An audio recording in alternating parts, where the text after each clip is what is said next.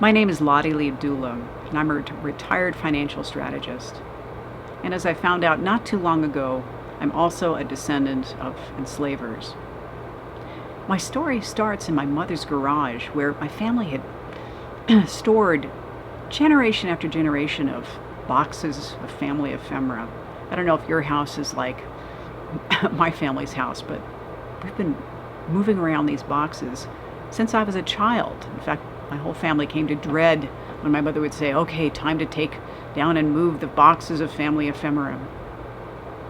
After my mother died, I decided that it would be my responsibility to, for once and all, go through these boxes and get rid of these things.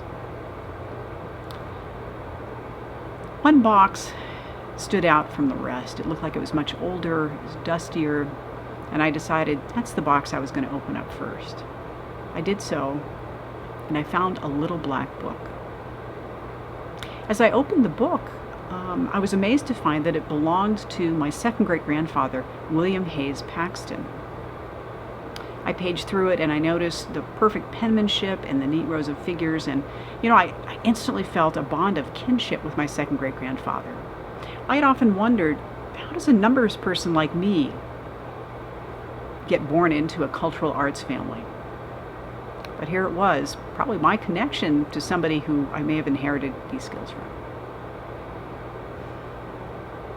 As I paged through the book, though, I began to find lists of farm tools, an inventory of cotton bales, and I realized what I was looking at were the plantation records of William Hayes Paxton.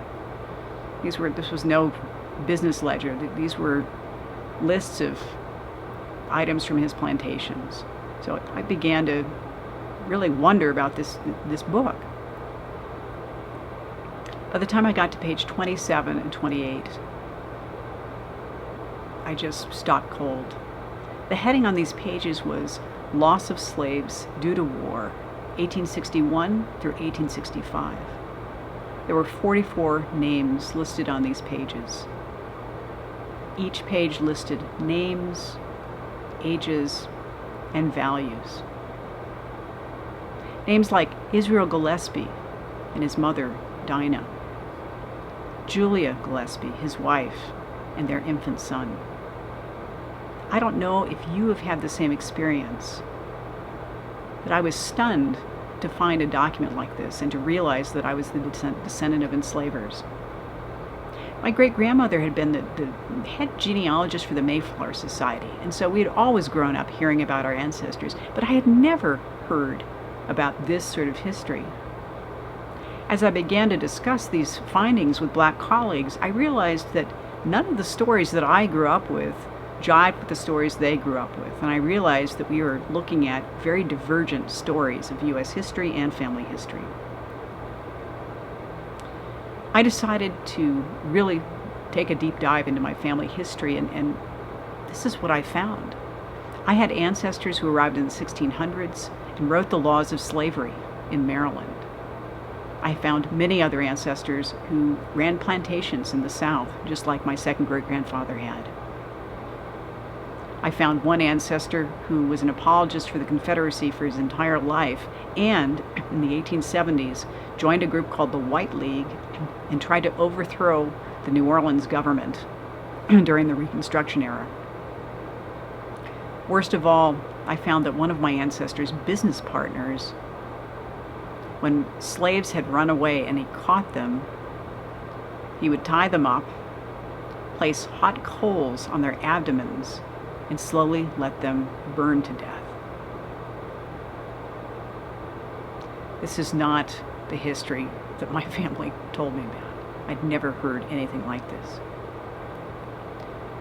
Luckily, those enslaved people later caught him, wrapped him in chains, and threw him into a lake.